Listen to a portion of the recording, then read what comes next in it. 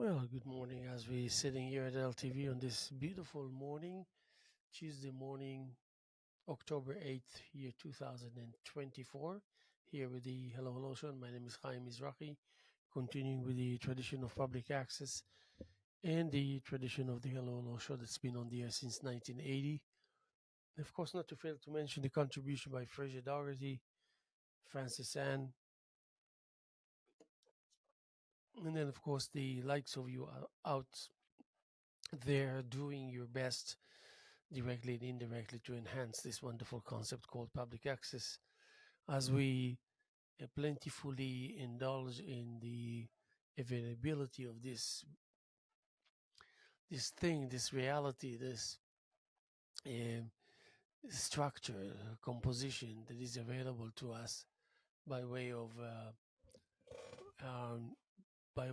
um, yielding itself to us, and sometimes I keep on saying to myself that the that if we can wake up one morning and we not being able to find that which we had as a given throughout our lives in this wonderful place that we are living in, the believe in believes in this concept, and of course in many ways is compatible with encouraging and enhancing that um, appealing factor because uh, it's strange enough to say that not as many people as could take part in public access actually do that. Um, on one hand, most people know of it and of of the importance of being able to have a stage or to have an opportunity to speak your mind, and uh, and also in the same token function as a member of society, just with work, with family, and then of course the crown, the top of it all is really creation, is creativity, and I think that combination with the public access that spells, I don't want to sound cliche, but that's what it is: freedom of speech, encouragement, incentive to people to not only to believe that it's a good thing to take part in LTV or public access, but to take part in believing that the concept of communication and interactions and that availability is second to none in its importance to maintain. I don't want to be cliche again, law and order, but rather just maintain an artistic code of conduct. I would love to see people uh, that are really hands-on engaged with the creative process, with art and all that. Uh,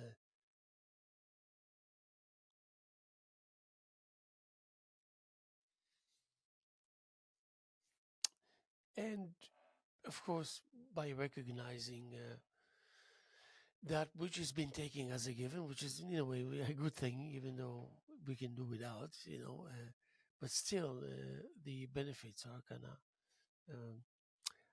are constant, gradual, and constant, and it feels good.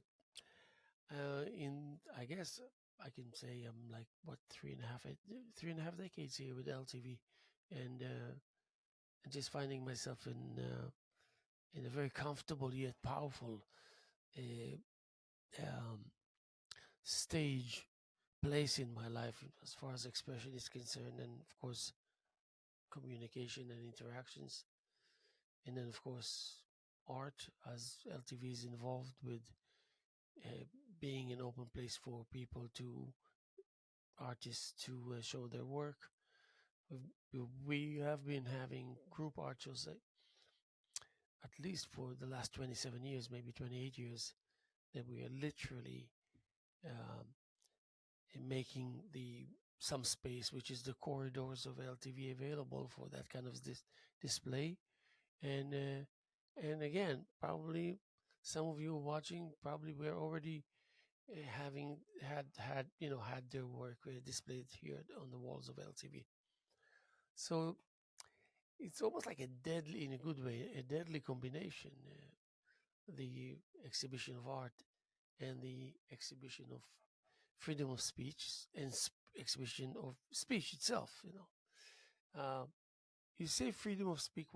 You say freedom of speech once, only so you can get to it to start writing the speech, or attending the written speech, because one one aspect of it you have to write it, then another you have to prepare yourself to read it, then another stage you got to prepare yourself to read it well and accurate, and then you need to give yourself a crash course on how to handle it all, how to have it organized in such a way that it won't take you too long to, hopefully they won't take you too long to figure out what is the right thing slash best thing to do right now. So that's the idea of having a very uh, strong composition, wealthy, rich composition, and that when we achieve something and then we want to revisit it at some point, we realize that actually its strength is um, conserved, well maintained. So when you go and revisit, even though these are things that you have achieved in the past or saved in the past and are entitled to enjoy now, if you want to unravel them, and then you realize that the when you unravel them, it's actually alive, it's actually happening, it's actually communicating instantly, and it's meaningful, and things like that. So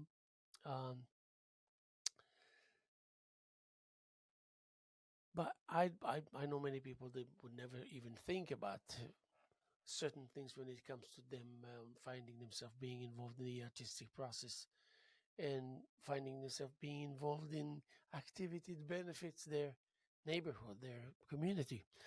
And it's day in and day out. I know people that are just giving, giving, giving, giving, day in and day out. Giving, giving, giving, giving, giving, day in and day out. And I love that. I mean, I'm a giver, but I didn't get to a point where I'm feeling like some people that I know feel unconditionally, ongoingly.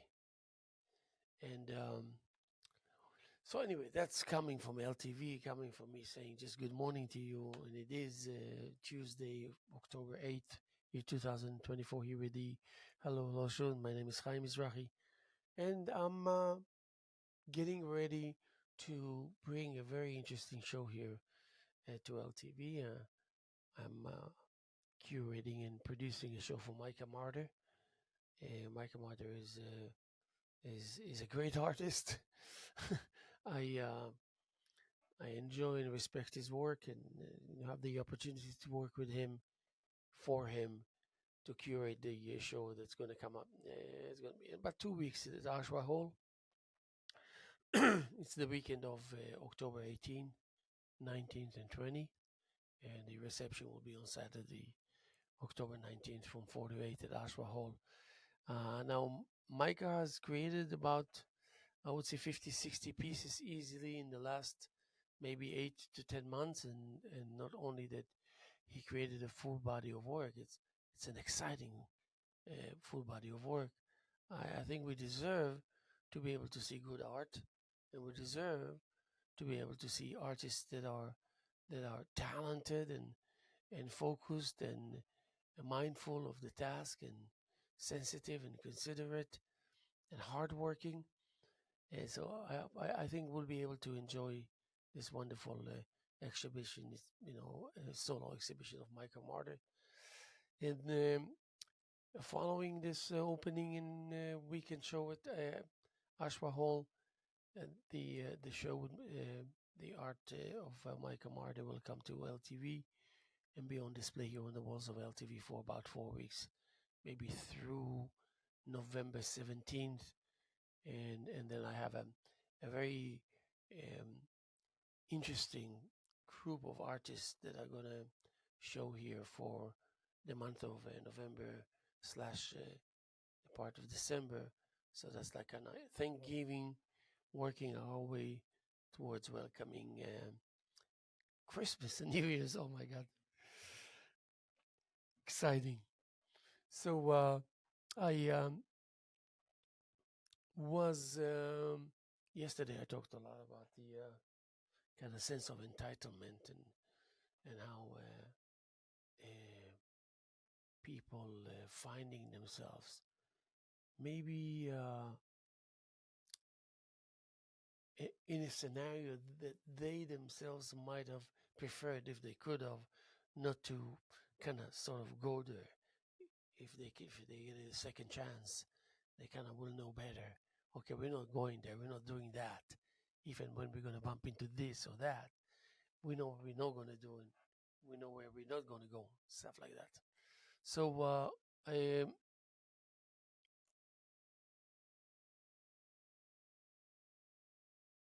it's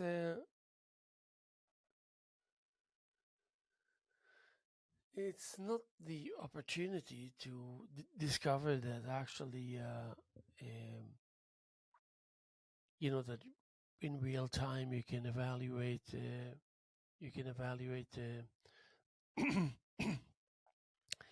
your progress as it takes place, and it's a refreshing factor. Uh, you kind of see, you can keep. I mean, you don't watch it all the time, but you, even when you want, you can have get an accurate assessment of where you stand, what is it that you do is all about, and all that. And even when you feel like you want to be a part of it, that's actually an incredibly rewarding feeling to and and also, when you again, I was talking about working with Michael Martyr and curating and putting together a show for him. It really happens to be second nature for me. Not that I consider myself as a professional curator, but I consider myself someone who knows and can and did curate shows for many artists that I know that I believed in, and I still do here at LTV, and including kind of introducing myself to the public in along the years, just having my own exhibitions, and but then uh,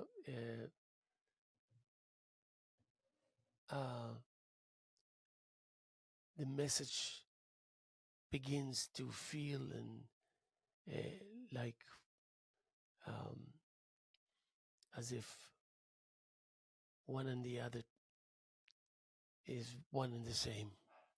That it kind of the process of working with and for someone for the sake of her, or his um, uh, calling of their creative journey um,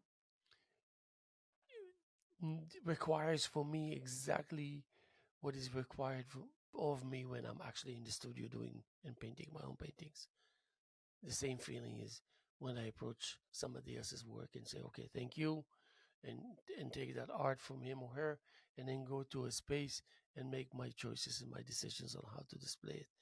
A wonderful, rewarding feeling, and the feeling becomes more and more familiar, as if it's almost the feeling that when you stand in front of a canvas and then you execute, and things happen for you and you're successful.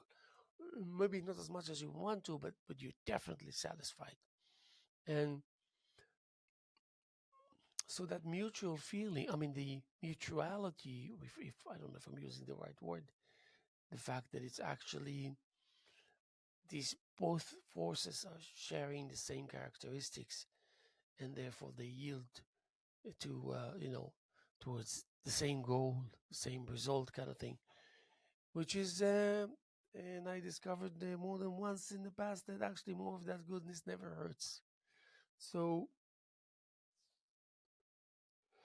it is a something that can grow if you pay attention to it. It will grow if you take care of it, not obsessively, not as much as you would think, but just that little bit.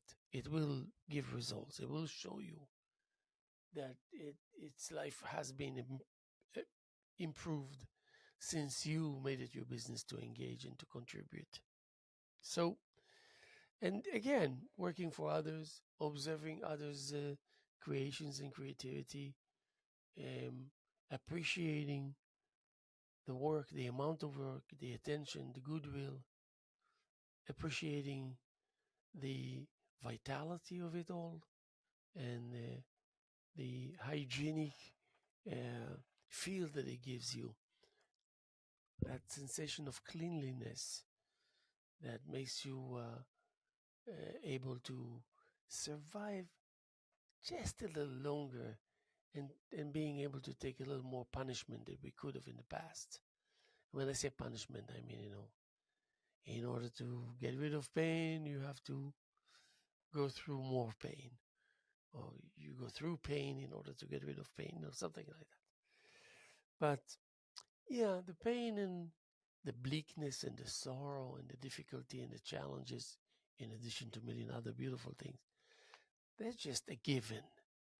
Well, I think that was lucky for me when I entered that process, even though I came from music and poetry, which in themselves are strong willed medium of art, so I came into the canvas, and it was, of course, intimidating. Of course, I felt vulnerable. Of course, I felt doubtful. Of course, I was looking meticulously at that point, that place that I belong to, and to reach and to have a definition so I can kind of work on it and find myself reaching that point. And so early on, I realized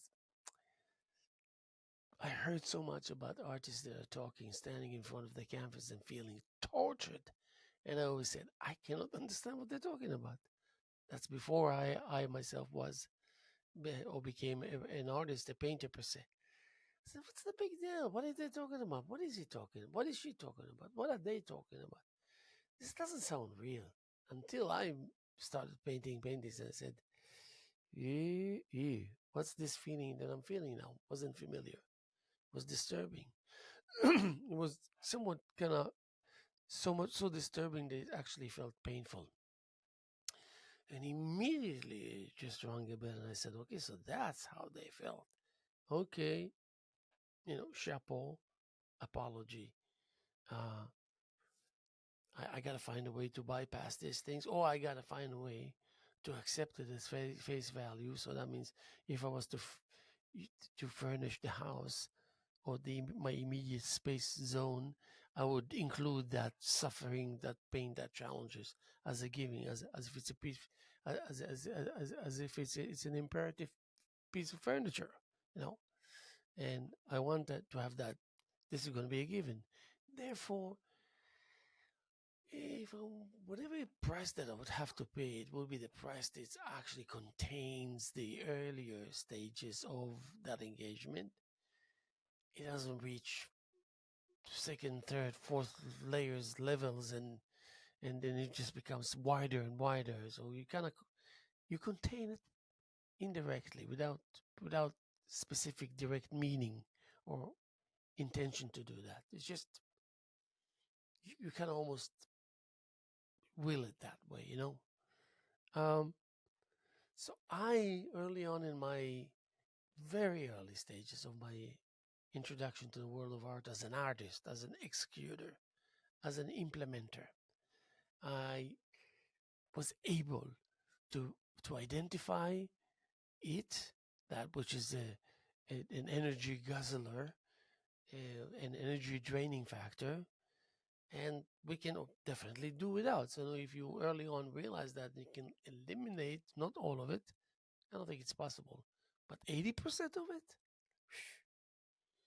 you will be a phenomenon. Quickly, you will realize.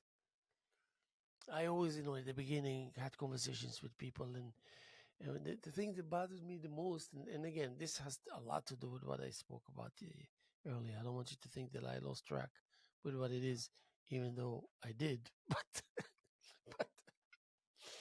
I don't quite know what it means, except that I can do without 50% of it.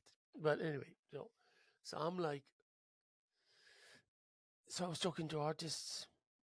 They were already established artists, and I'm kind of beginner here. Even though I have my history in the dimensions and platforms of art other than painting, so I wasn't a complete outsider.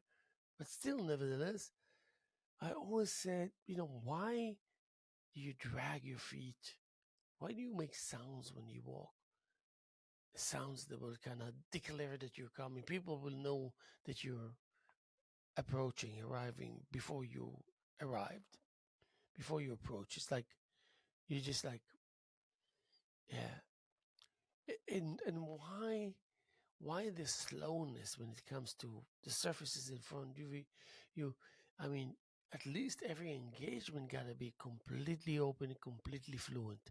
So that means a 2 minute session, a 25-minute session, a 2 hour session. It it doesn't matter. That fraction, that chunk, is gotta be performed and sent forth in i- i- in its entirety.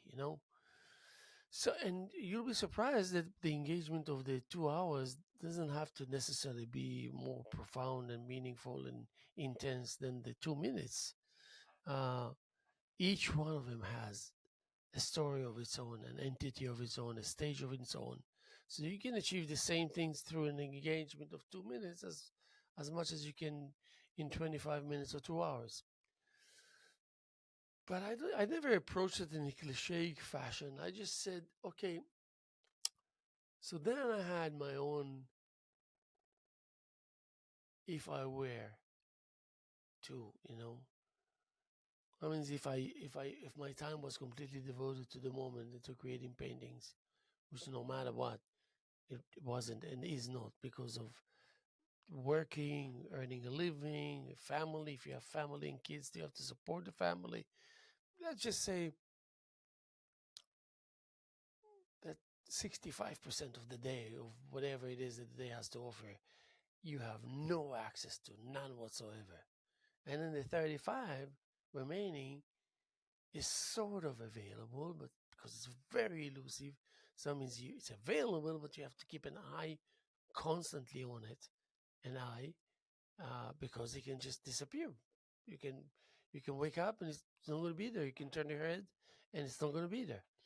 Uh, and you already know by now that if and when it will happen, which we hope it won't, there will be just no way to mess with it. It will have to run its course through you. I don't I don't think I can describe it as a pleasant experience, because it won't be. So, but anyway, I managed to kind of eliminate that. I managed to operate on 20% resistance and 80% acceptance and ownership. I mean, if that's the best that I can do in order to explain to you. That ownership was, I don't want to proceed with this level of seriousness into the whatever that realm of creativity and then find out that I don't own the property I stand on. Then I need to pay someone rent, and I'm at the mercy of someone's moods. Today I'm here, tomorrow I'm not. Today I belong, tomorrow I belong. Today it's mine, tomorrow it's not. And so much more. Not a good feeling. So immediately I went into that zone of ownership. So it helped the concept, and the concept helped it because it's all about improving itself. I can't tell you that if you take me now and put me in the center of de Kooning's studio in the heart of the Springs of East Hampton, uh, I I'm not so sure that I will be able to describe to you the nature of the change that will take place as to what I will be painting and how, and that which I'm going to be painting, which attitude is going to be involved, what kind of influence am I going to get in, besides all the obvious influences and changes and whatever it is that's going to give me. But I'm not so sure that I would uh, because I'm that kind of work slash painting slash creations, uh, it it doesn't depend on the background. It doesn't depend on where you leave it to be overnight until you come back again and engage with it. It doesn't mean anything. Yeah, it's almost like saying, you know what? I fly from New York to Europe across the ocean on first class. Of course, it's going to be pleasant, but guess what? Let me break the news to you. I'm not going to tell you that in third class you're going to get um, a something for $1,000, and then for $5,000 you're going to get first class. Fine. I'm not going to even say, listen, after 10 hours, you might find yourself regretting that you paid so much money for a 10-hour flight. But while you were doing it and while you were having it, you said, well, first I have the money, obviously. I'm not going to spend money I don't have. And then I really enjoyed it. But the thing is that travel didn't know of any of it. The travel itself, the actual concept of travel, what it means and how it feels to travel, is uh, is independent of being a part of it, therefore being affected by it, kind of thing. It can be a part of it without being affected by it. Definitely, especially not being affected by the negative things that it carries with it, and that it inevitably, once it interacts with you, it will introduce it to you, and you're going to have to resist the temptation. And you don't even know which and what temptations that you need to resist, but you know that this is a temptation that you need to resist without knowing what is it that you're resisting, just activating that resistance and counting the minutes until you're behind it, and then you can continue with your normalcy, that which is accepted and agreeable by you as the such that is making you happy and satisfying you. So yeah, I think that uh, it shaped and into this equation. Luck plays a lot, and I realized that I never believed that luck is really has a lot to do or anything to do with an artist triumphing and succeeding in this shape or that shape, in this meaning and that meaning. I just said, if you're good, if you can paint a painting that will make people feel like they can't help themselves but wanting to leave with this painting home and hang it in their home and live with it for the rest of their lives, yeah, well, um, yeah, I, uh, but it wasn't enough. Uh, you just, it wasn't enough. But so it takes, that attitude that needs to come from somewhere very, very susceptible to uh, a need by some other force that's working its way towards it to just have that full contact, the blending, the merging, the uniting, uh, and and every step you take, you start thinking about how to be good to yourself, how to work for yourself, how to better your immediate surrounding from any angle possible, all along through by yourself, for your own sake. So actually, that process that usually is very intimidating because it's very serious, it has had some humor added to it. And that after the fact, you suddenly realize that where was I all these years, all this time? Never introduced or mixed humor into the equation of seriousness. Which, yeah, certain things you want results, you need to be serious, and you need to keep that serious attitude, uh, uh, you know, um, ongoing, uh, until it's over, and never stop prematurely or slow down prematurely. No, no, no.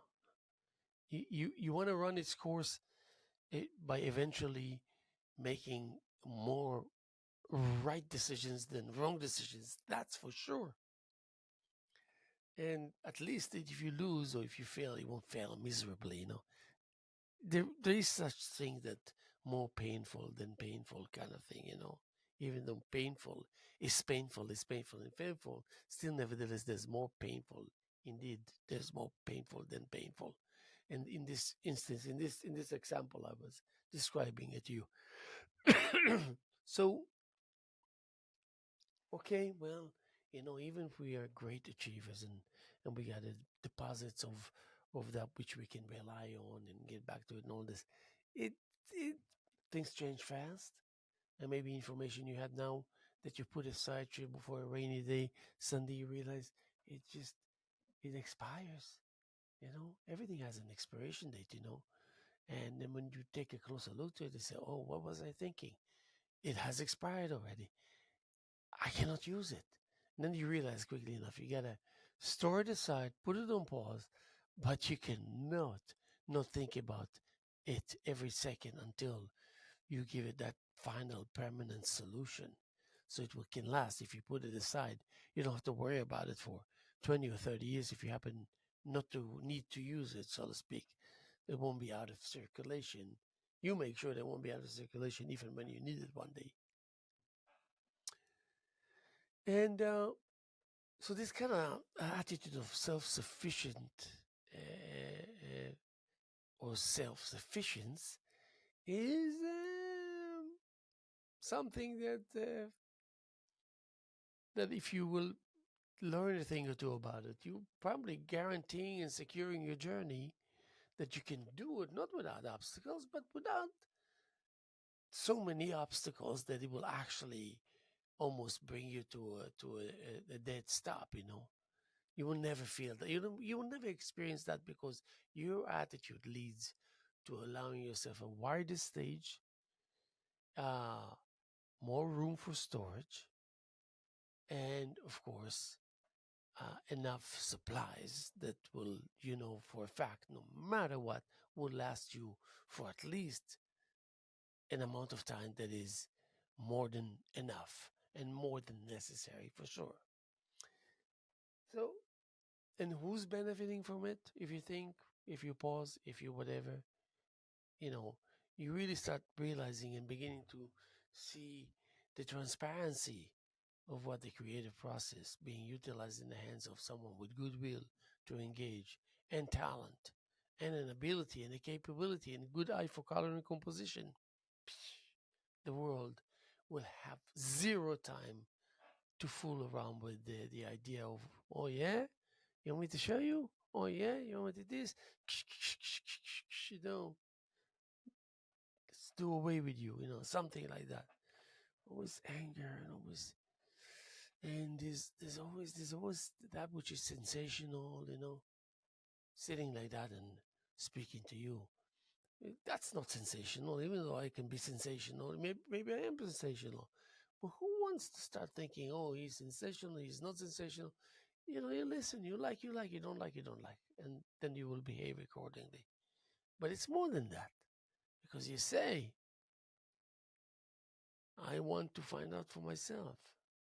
Only so maybe I will be able and successful to free myself even when I decide that I want to free myself. And then at such time, I will explain to you what I mean by saying that I will be able to explain myself. What am I saying? Explaining myself, meaning explaining my strategy, my beliefs, my, you know, the nature of my conviction, level of conviction, the participation, the allowance, the mental capacity, the spiritual durability, and the social decency, and the musical tolerance, and the love of life, the love of wisdom that we so love to call philosophy.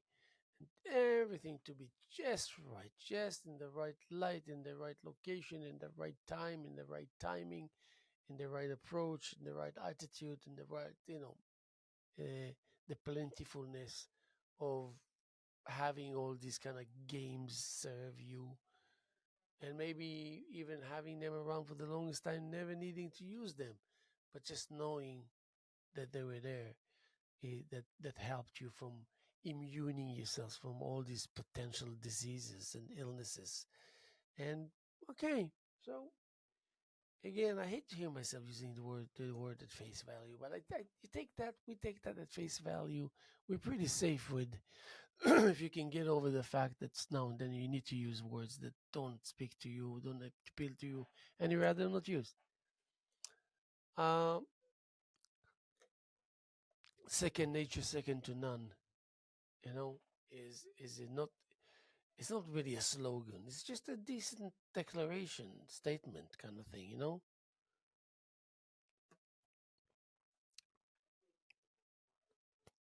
Because it allows you to find yourself and be able to measure yourself live as it happens.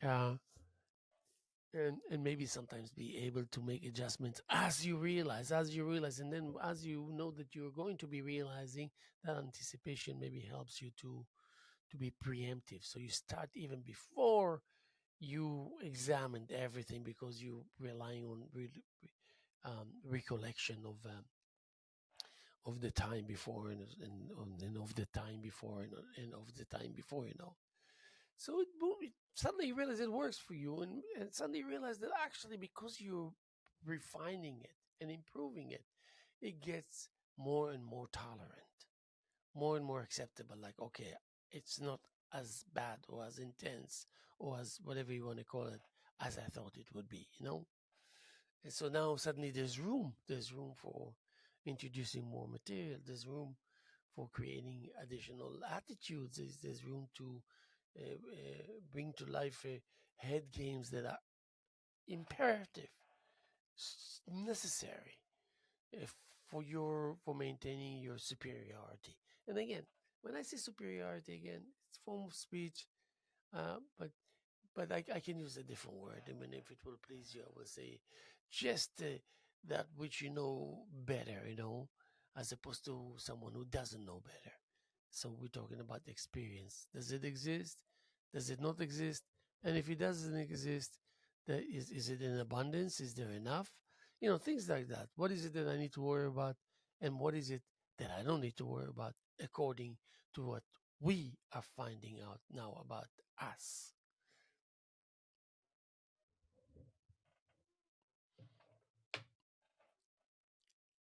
I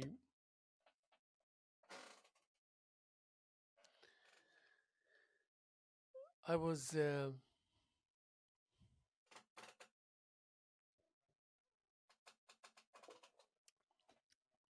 this chair I changed just now, and it bothers me because every move I make makes noise. I'm gonna change it here.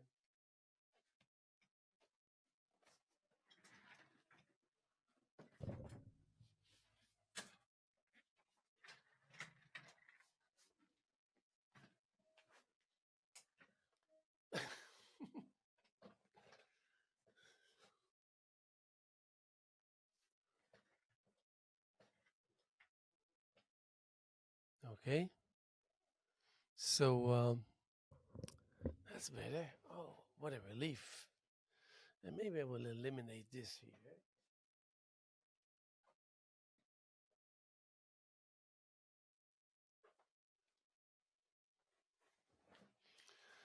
Okay, wow, look at that! Like a new person here. So yeah. Anyway, so then I wrap myself with that velvetish feeling, and that leads me to not realize new things. Not that I see new things in the horizon. I see the same things with a new light shedding, coming from somewhere, some source, that favoring source that wants to be generous and lights the way ahead for you. So you have to toil less and spend more time enjoying that wonder. And that wonder that exists within anyone in each one of us. I mean, it's just Again, very cliche, because then we realize it about ourselves. Then we realize about disengagement.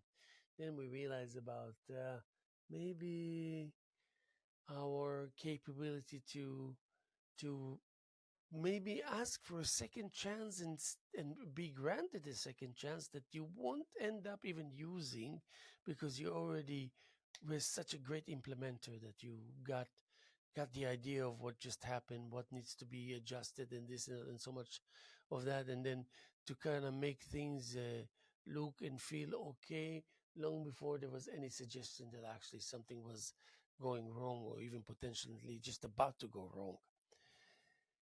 And then you realize actually that all these technical things involved in the process of that which is required from you from the moment you realize that you have that willingness, and that you're going to end up coping with that willingness. That willingness helps you cope with the desire. There's a desire existing even in equally throughout all the human beings on the planet Earth, whether you're of this background or another. You realize there's something instinctive that is running through you just because you're a human being.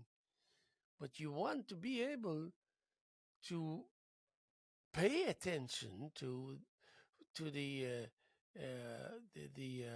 willingness, and the willingness is something that is actually have to must be activated by your own hands. It's like, I mean, even though some entity can start it for you and hand it to you, and you'll be just fine accepting it, but in your case, it won't be necessary because you're already so freaking ahead of schedule and ahead of yourself, and ahead of all the surrounding, uh, that it's not even funny. But lucky for you, even though you know it's taking place, you're still residing and spending a lot of time on that level that spells, business as usual.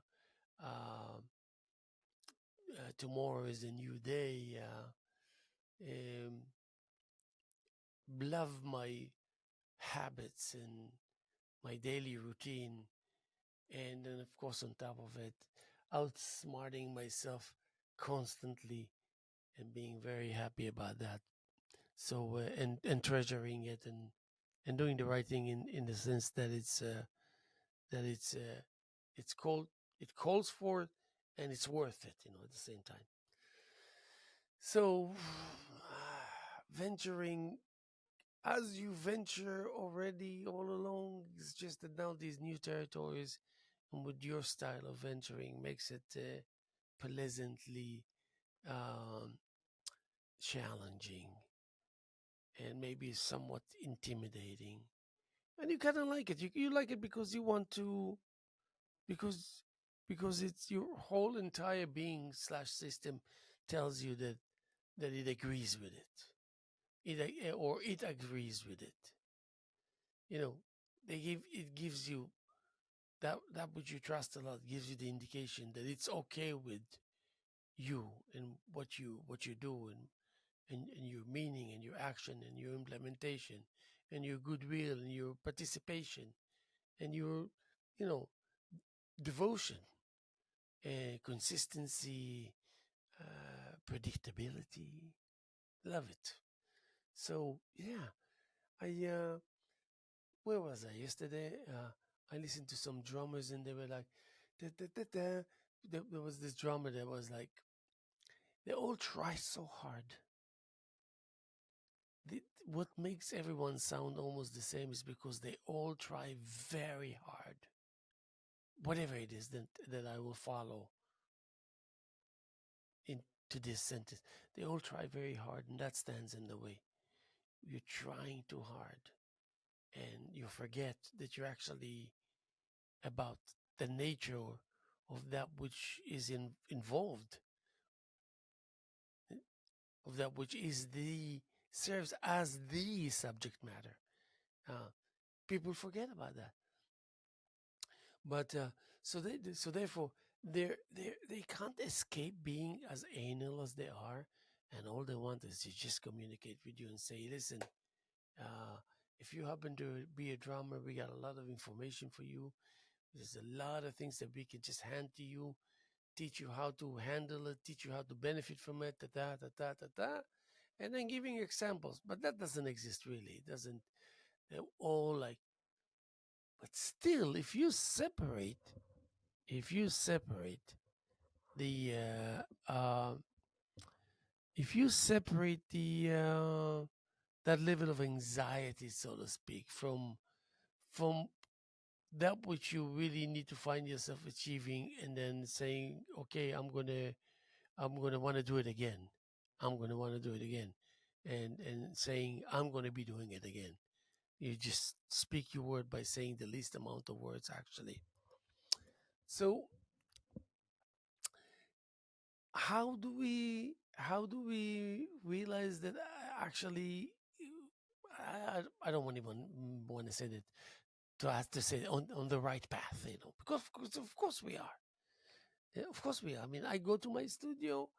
I I know where I am. I know why I'm there. I know where I am in the sense of saying I know where my brushes as the painter. And in addition to that, because I know myself, I know that when I enter my studio, I don't need to work so hard about something that has nothing to do with art. So I eliminate that reality, that probability, by setting things up to welcome me. I am good to myself by way of preparing everything before I leave the studio to go until I come back the next day or whenever I am. I'm saying to myself, um, let's see. Okay, so when I come in, I'm going to wonder this, Once I used to be a smoker, I would smoke a cigarette, drink coffee, put some music, think, okay, what are we going to do today? How am I going to prepare myself? Not bad. It's not bad. But when you do it all the time, you're wasting a lot of time. It's like criminal. No, no, no. You got to get rid of this habit. So you give yourself 5 minutes to say, okay, what is it that I can do right now to please myself tomorrow when I come into the studio and realize that, oh boy, thank you, God, I have so much time saved. The process looks very promising. It already gives me its statement and its assessment. And this assessment says, you're going to come in, and you look at the canvas, and that canvas will be there, and the other easel is there with something you already started in the smaller easel, and then the third canvas is on the floor, and then the fourth large scale canvas is right there bolted into the wall, 16 footer, 4 by 16. Very impressive, don't you think? Now the thing is, not only that I don't have to choose, okay, if I come, if there's so much available, then I would have to make a decision. Where am I starting? Where am I starting? Where am I going first? What am I doing first?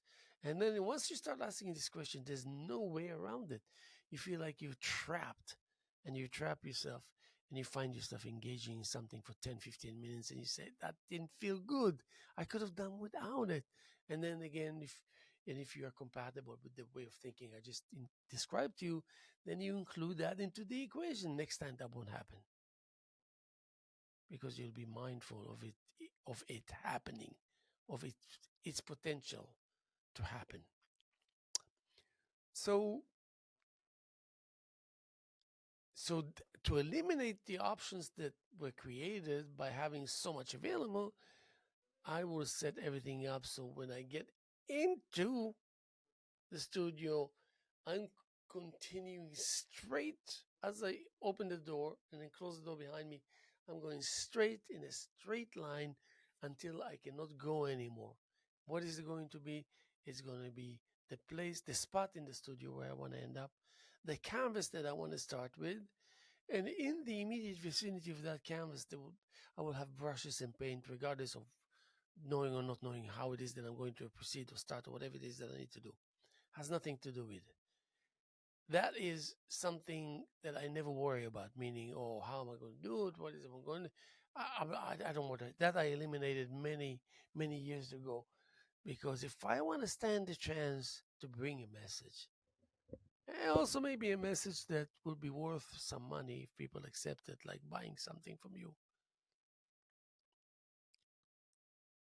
Then I need to upgrade myself now, and meaningfully now, and soon enough again, and soon enough again, and even sooner enough again. So the task is incredible. It's just that you don't know it yet when you're first starting, that actually once you do it for the first time will be the most puzzling, confusing, and challenging and demanding, but not for long. Session number 2, 3, 4, you're already floating on thin air. You're a smooth operator, and you're aware of it. That triples your sense of pleasure. And so it's almost like saying, I choose life. I choose being around. I choose being able to live and be around and make choices and make decisions and decide based on choices and decide based on the fact that you know that you have a choice to choose from, and then you make your choice. Now, if that's not fantastic, then I don't know what is. If that's not something that should make you feel really happy and reassured, then I don't know what is. So I would say that gathering my thoughtful instinct and bringing it together under the same roof of all these other forces that are waiting to be called to engage. The call for duty, the call for engagement. And they're all eager. They're eager for the right reasons. That's why they spare themselves from the potential wrong reason to ever become a fact or a factor in determining what kind of life, what kind of reality, what kind of experiences you would have. So you spared by the most damage actually is the fifth the fifth. If you're talking about an hour, then the last 12 minutes of the hour will be the most challenging, the most damage inflicting, the most damageable, the most intense. And you would never think that would be the case, because if anything, if you arrive to uh, the first fifth, the second fifth, the third fifth, the fourth fifth, major. Now, usually people never go through the fifth because they're so saturated with whatever it is that they're going through that there's no room for even. It's just like saying, you know what? I had a great dinner. I had wine, this, that. You know what? Maybe the only thing I can squeeze is like a shot of espresso, but that's it. And because we have to accept some of the punishment that I mentioned earlier in that engagement. That's that which we cannot escape. We will welcome and embrace and try as hard as we can to turn it into something positive, constructive, and nice. And so it's a no-brainer to have those choices. The availability of choices is a no-brainer as to what your decision should be or which direction you should turn to. That is not something that we even when I think of myself and of you, I'm fairly confident that I'm right about that. I'm right about the fact that you possess all these wonderful things that, yeah, you know what, you have to be sometimes cliche in order to turn and to look deeper into really what makes you who you are, become more familiar with all the forces that are engaging and active while you're growing spiritually and so much more emotionally and so much more, period. It's unbelievable. And also it helps you really, if you were to kind of force yourself to stare it in the eye, is that it will also guarantee you, in addition to all this wonderful progress that only you yourself know, and it's just all about surrounding the medium that is under discussion. But still, in the same token, it will give you a sense of a pinpointed appreciation. Each fraction and fragment, location, and you know, you will get acknowledgments. No matter what is um, the nature of these acknowledgments, as long as they are acknowledgement, we acknowledge you. We acknowledge your presence. We, I acknowledge your presence. Uh, it's like you go into your friend's exhibition, in an opening in a gallery and all this, and there are a lot of people there and all this, and then he's a good friend. You might happen to be also an artist and everything, and you go and you know that you when you go to see this work, the work of this person, this artist, you're guaranteed an experience. So you're looking forward to it. Let's just say you don't wait until you get there. You are confident enough to look forward to it, and to look forward to it being as unique and special as you know it's most probably going to be, which it will be. So, okay, so and then you come there, and you, as soon as you enter the gallery, your friend from afar acknowledges you. He's noticing that you're there. He notices that you're there, and he turns his head, even though he's surrounded by so many people, and he goes like this. He's just go like this. That acknowledgement, so right away, right there, you are you can add that spatial layer into your supposed uh, uh, uh, promising short journey of exploration on the basis uh,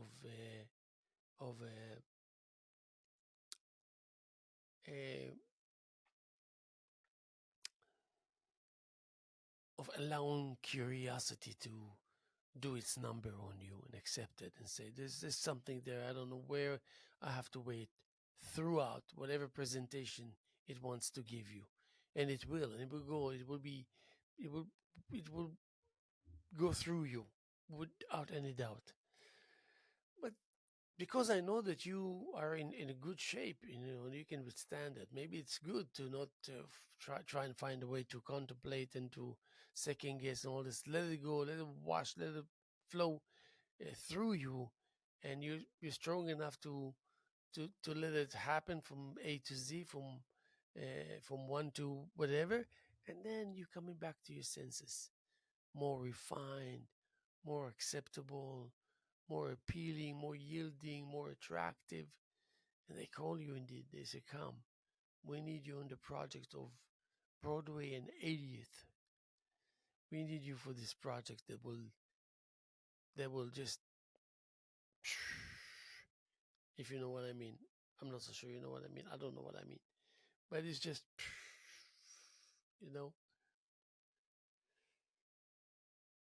And always conclude the day, the moment, the task, the deal, the project.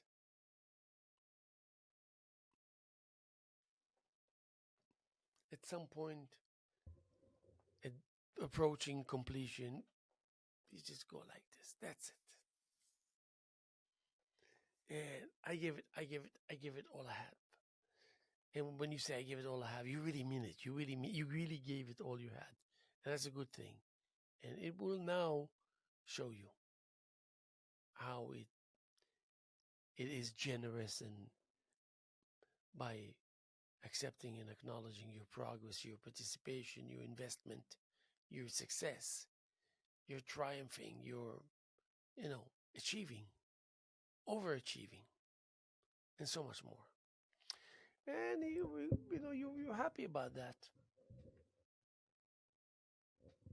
Okay, so we're gonna be here tomorrow as much as we were here yesterday, and as much as we're here this day of Tuesday, uh, October 20, no, October 8th, year 2024. Here with the Hello Hello Show. God bless. We'll see you soon.